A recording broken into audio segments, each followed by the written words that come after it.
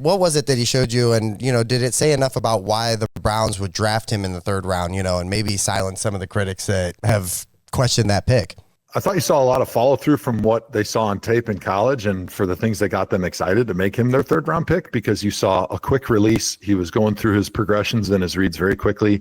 He was comfortable in the pocket. He made good decisions on when to stay in the pocket, and he was very accurate overall. He made some bad throws at times, it happens to every quarterback, not just rookies. Overall, the vast majority of his reps, he was throwing the ball on time, on the money to the right guy accurately, and he was making really good decisions. I loved seeing it. And my favorite part about that 2-minute drive is right before it, he had a couple poor throws. Yeah.